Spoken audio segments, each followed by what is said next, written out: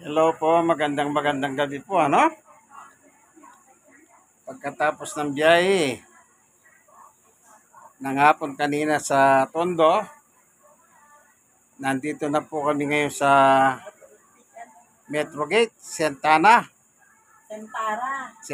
sa Tagaytay City. Ito po, lalakad ako para makita nyo po yung kung saan kami nakahalo dito. Birthday po pala ni Sienna, ayan o, happy birthday, no? Ayan o, kaganda pong kwapi itong tutulugan namin. Ayan o. Ayan. Yung kita nyo ko. O. Si Sister Baby po. Ito. Ayan. Siya pong gumawa doon sa happy birthday kasi magaling po sa decoration yan eh. Ito mga lobo. Ay tama-tama. Dito may ano. Ito.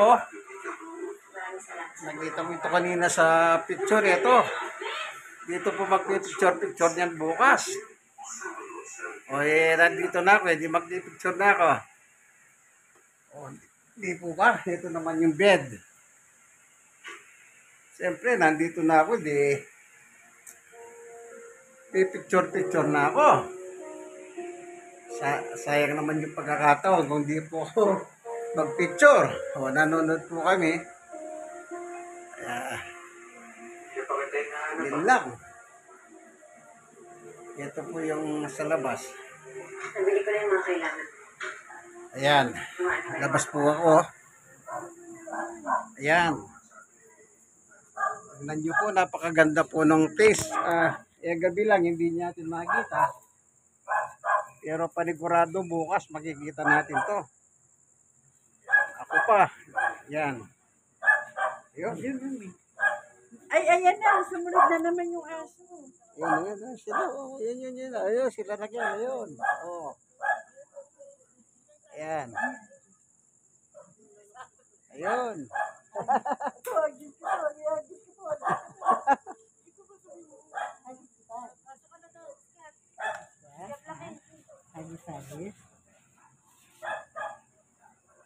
Ayan po, Tagaytay na po ito, malamig eh. Malamig. Ano?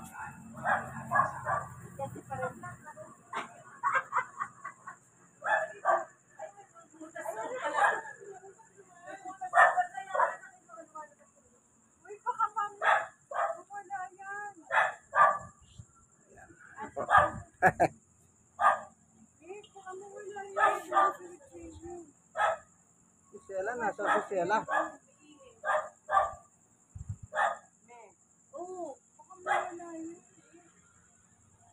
Ayan na po.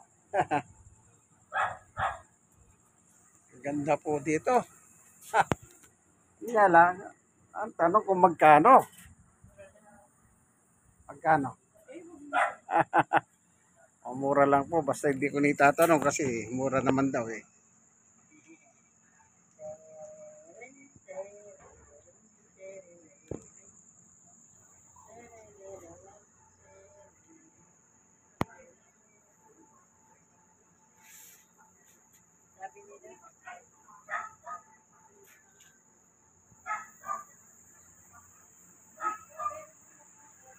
Bukas lilibutan ko ito.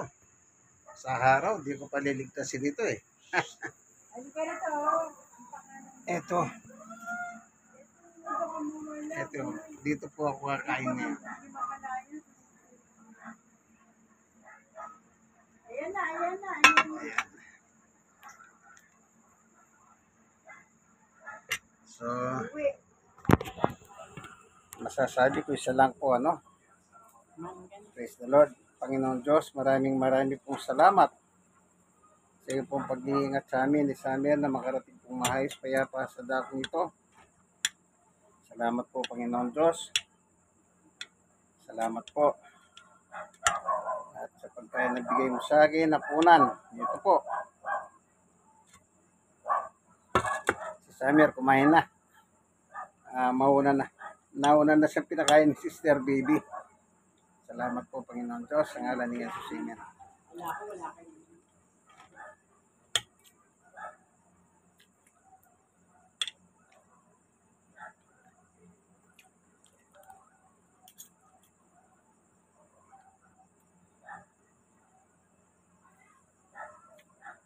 dito po sa Tagaytay, malamig dito. Kaya ngayon,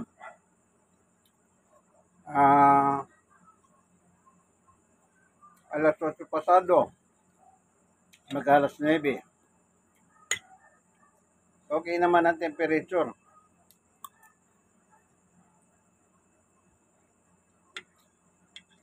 Maganda.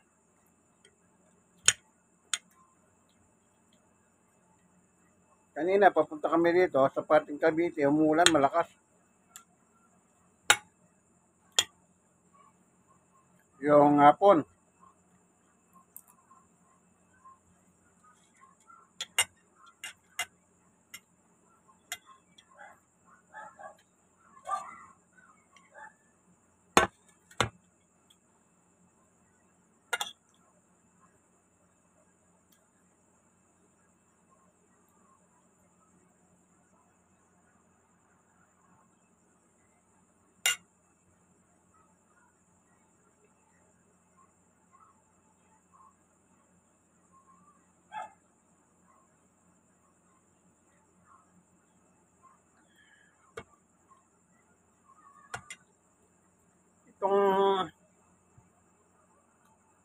Itong ulam na ito, niluto na ni Sister Baby kahapon sa Manila. Tundo, dinala niya rito, luto na.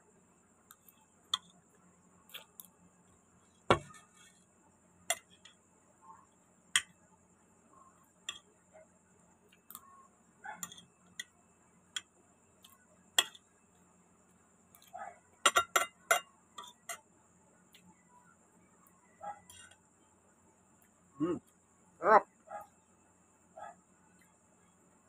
Perfect. Napakagandang klema. Alam niyo po kung marami kang pera, magandang kumuha dito sa Tagaytay. Nung araw, hindi masyadong sikat itong Tagaytay.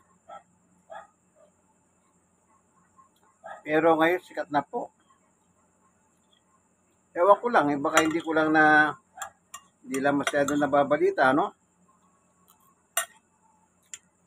Dahil yung weather dito maganda para sa Baguio. Pero sa Baguio nakatira na ako, mas malamig doon.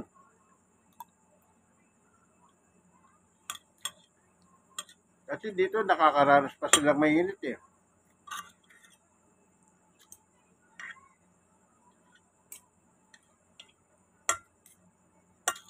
Pag mainit, mainit. Hindi kagaya sa Baguio. Walang mainit doon.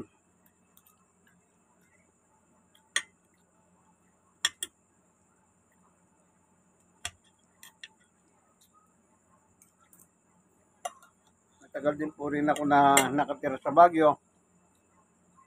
6 na taon at kalahati.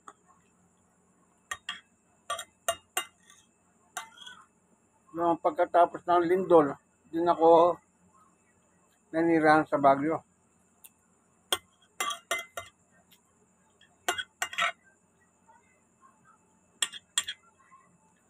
Yung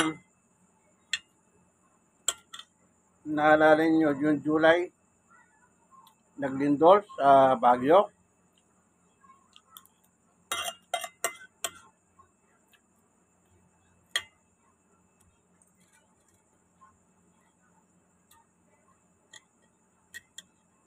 Yun. After ng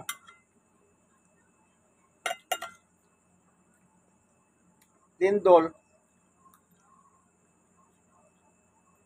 1990. May konti pa kanin? Kanin? Kanin pa? Konti?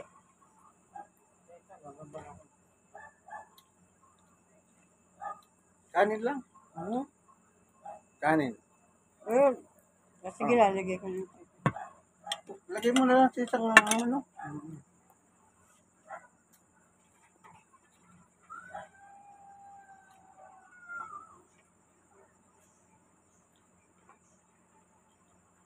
1990 po yata yung July.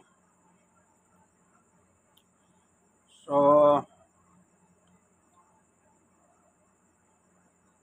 Kasi January,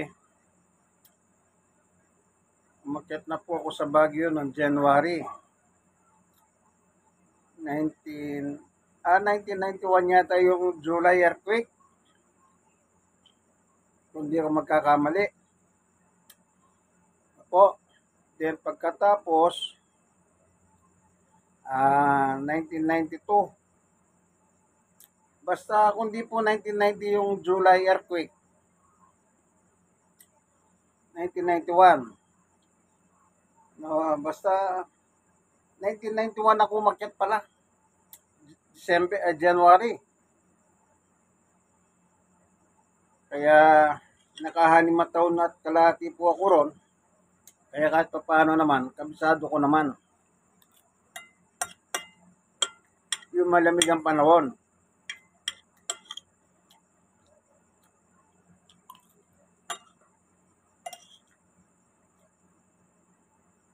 Yan mga palabok. Pero magdadagdag ako ng konting kanin kasi walang merienda rin ito eh. Pero actually,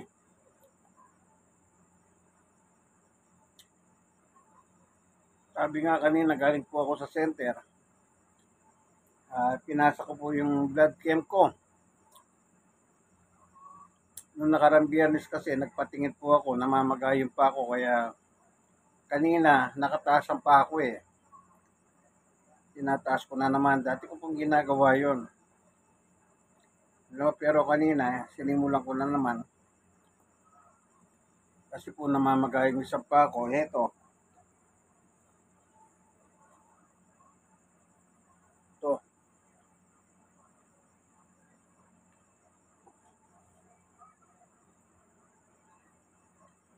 Okay naman po yung ibang mga sa blood chem ko, liban dun sa isa.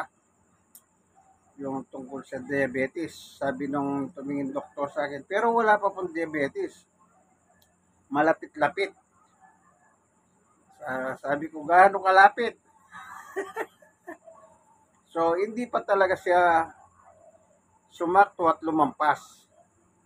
Ganon po ang niya. Kaya sabi, Subuhan mo pang Dandahan naman.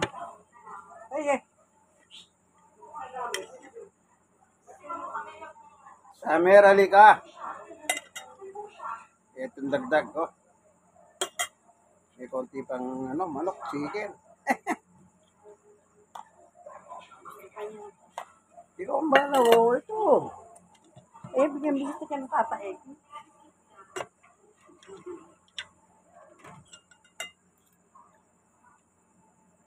Gusto pa rin ni Samer. Ito pong aso kong ito. Samer, oh.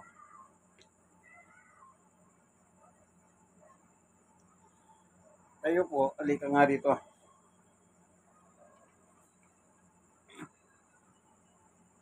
Ito. Samero. Ito po, masyado na pong sa akin to.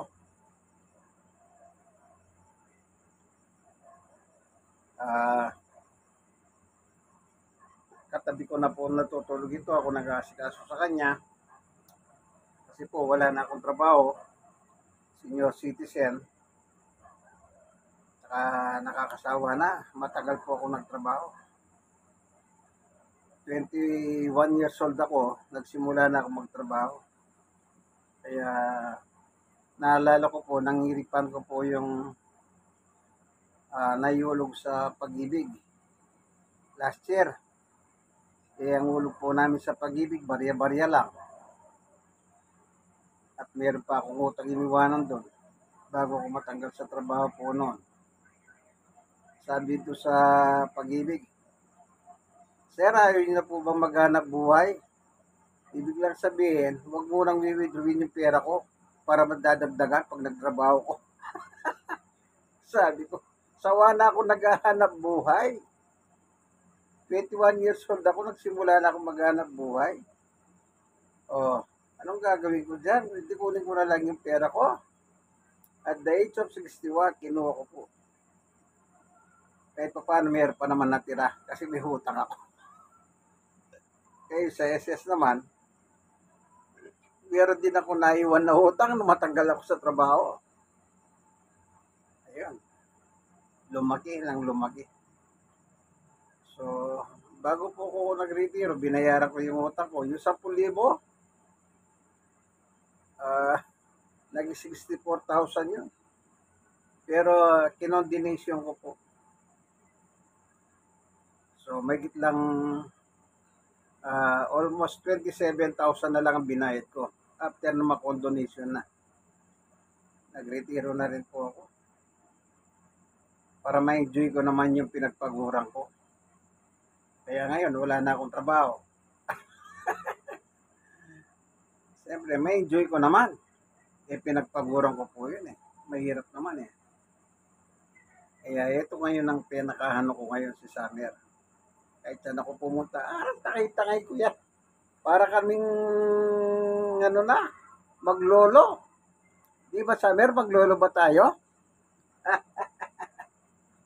Summer? Lolo.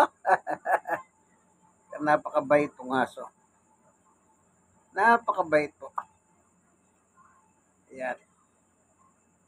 Tingnan nyo po, oh. Lalagay ko sa dibdib ko, wala siyang napakabait talaga. Ito yung pagkain, lalagyan pa. O ang gusto niya pa. Ayan. O, Summer, oh. Summer.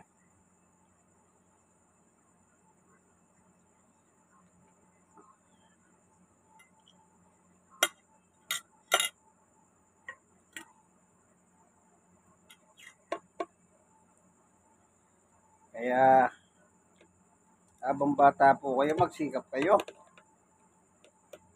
Para pagtanda na ninyo, pag ayaw nyo na maghanap buhay, kahit pa paano meron naman kayong makukuha pera. Kasi, nakikita ko po sa panahon natin ngayon, may mga tumanda, wala pong nangyari sa kanilang buhay. Kaya, nakakahawa. Kawawa po sila. Kaya kayo, yung mga anak ninyo, kayo pong mga nanonood ng YouTube ko, video, sabihin nyo po maghulog sila. Para pagdating ng matanda sila, pagkikinabangan sila. Kaya kahit pa paano naman, meron po ako konting kita naman doon sa SS. Niyalang barya lang po kasi nung araw na yon, hanulog lang po namin sa SS nung barya-barya din kasi barya rin po ang sweldo, minimum. Kaya ganon. Kaya sana masawala. Hindi po pa ganon, mas maganda.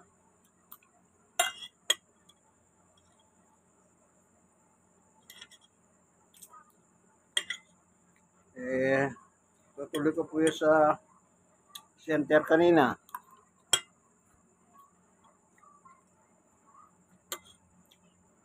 Yun nga po, malapit na daw sa diabetes.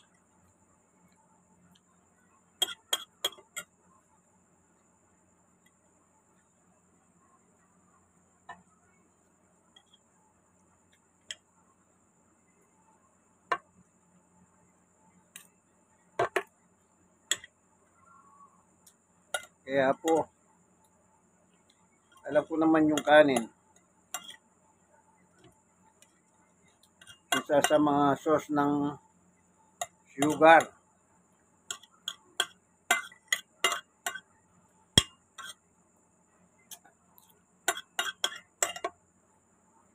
Siguro pagkatapos ito, magsisimula na ako bukas, talagang magbabawas na po ako ng kanin.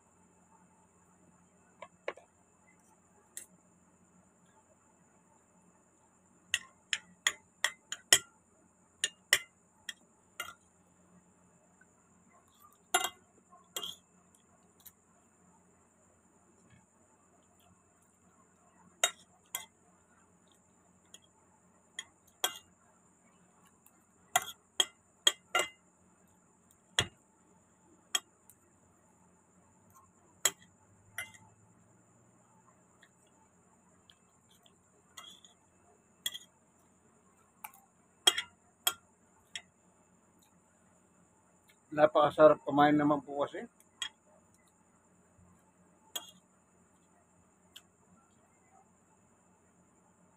Sa totoo lang.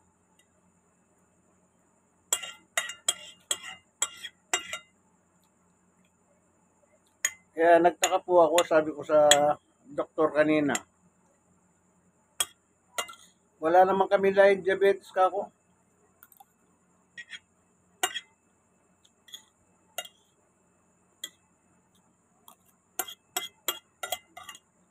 Kaya ngayon,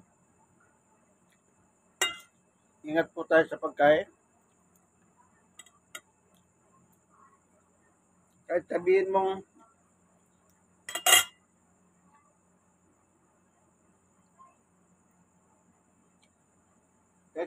wala ka laing diabetes, ganun pala. O ngayon, ano na ako ngayon? 62. Eh sa August, 63 na ako. Sipin nyo na, magkakaroon ako ng diabetes. Tapos sabi niya pa sa akin ng doktora, may sugat ka nga eh. Wala ko sugat, sabi ko, ano, nagalit siya. Dito sa record mo, may sugat ka. Eh, yung nakita mo sugat yan eh, galing sa psoriasis yan. Dati ko sakit yan eh. So, sabi niya, parang ayaw mo pong maniwala eh. Siyempre, iba po yung tingin ko sa sugat. Bawa, nagkaroon ka ng sugat. Yan, na hindi gumagaling. Inom po tayo.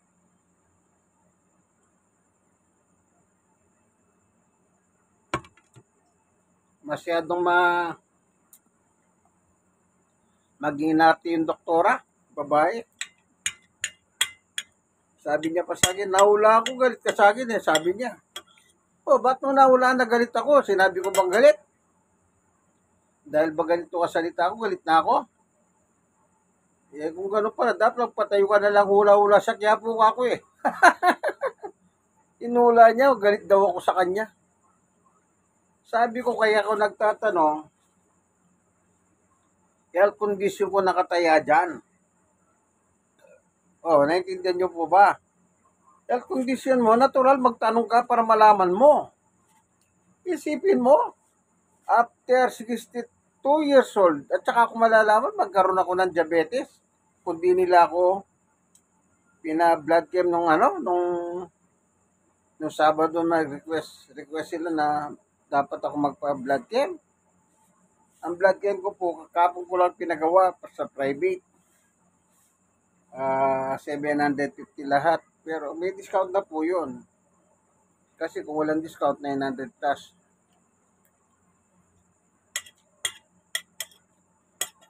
Sabi ko sa doktora, nagtatanong lang ako. Ayaw niya palang nagtatanong ka. Kaya sa ano ko na, magpatayo ka na sa Quiapo, yung hula-hula. Ako, tsaka ako nilayasan.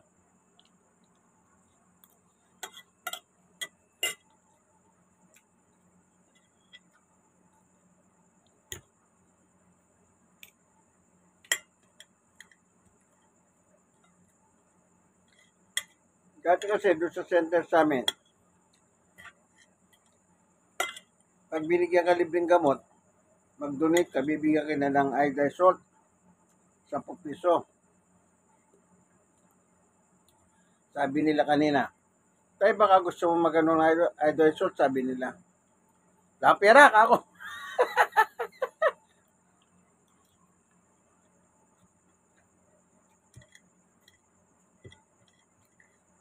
Nainis kasi ako sa doktora na yun.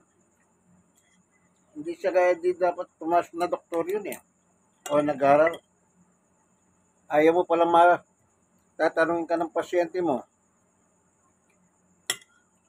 Kulang sa ano. Bata pa. Walang tawag dito. Hindi ka pwedeng magtanong. Sabi ko, kaya kondisyon ko yan, kaya nagtatanong ako eh.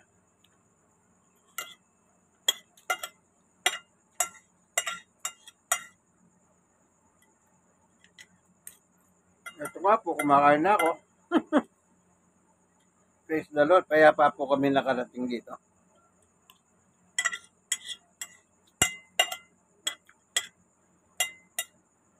Bali, dalawang sakay din kami. Yung sa Loton, walang diretso. Ng Mendez. Nagantay kami ng yung bus na sasakay ko. Sabi niya, baba ka ng pala-pala.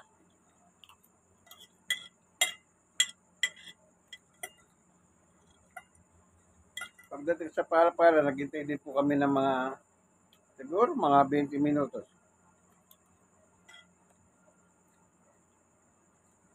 Sabi ko nga po kanina, pag hanggang ginabi ako dito, walang dumating na pala-pala. Ayan o, Mendez. Uwi ako ng tundok ako eh. Pero mabuti ang Diyos. Eh bakit po? May dumating, labas.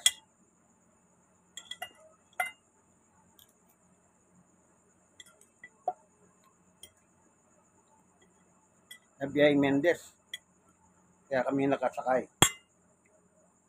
Eh siyempre, naninigurado lang ako. Sabi ko sa konduktor, medyo nairita na yata yung konduktor sa akin. Sabi ko kasi first time ko nagpunta dyan, kako wala ko alam. Eh nagkataong gabi pa kako. Bagamat sinigurado naman ng konduktor na yun na makakababa ako dito. Pero siyempre, kagaya ko, eh bago kayo eh. First time, gabi pa. Sabi ko, hindi bali sana kung araw yan, nakikita ko eh. Yung kaso gabi. Mahirap. Kaya parang nairita yung konduktor.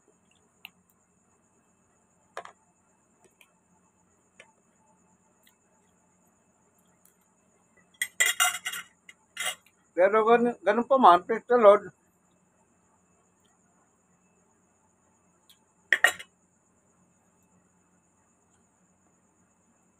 Nakarating po kami ng maayos ni Summer. Siyempre, una ang Diyos. Kasi nagdasal naman kami kanina sa doon, nung palis kami. Nagabayan kami.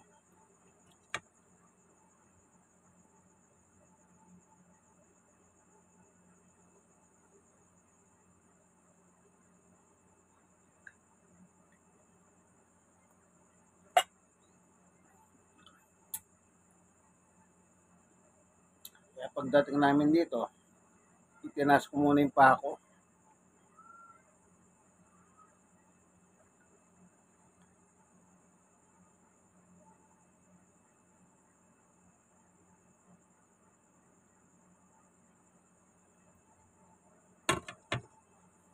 Para siyempre, isipin niyo po, from Tondo papunta rito, matagal-tagal kita. Nakaupo ka. Walang galaw. Daming tao. Kaya tinas ko muna. Sabi ko kay Mrs., tinatanong, kakain na kayo. Itatas ko muna ang pako ako. So mamaya, bago ko matulog, kung ano man akong oras matutulog, panigurado, itatas ko na naman ang pako. Pero maligo muna ako. Sari-sari mga nakasama sa bus eh. Punuan po talaga. Pero biyaya naman ng Diyos, nakaupo naman po. Hindi kami nahirapan ni Summer. Ano po, medyo nalamig pa si Summer kanina eh. Nanginginig pa kasi aircon eh. Yan, nag-umulan nga po sa parting Cavite. Yan ano, nakaraos po kami ano. Praise God. Salamat Panginoon Diyos sa pag-iingat po sa amin. Summer, binigay mong apunan. Salamat po. Kaibigan, alam mo na yan. Like, share na share. Kayo pong na-sharean. Mag-share naman kayong mag-share, ano? huwag niyo po kalimutan na di kayo mag-subscribe. Mag-subscribe naman po kayo, ano?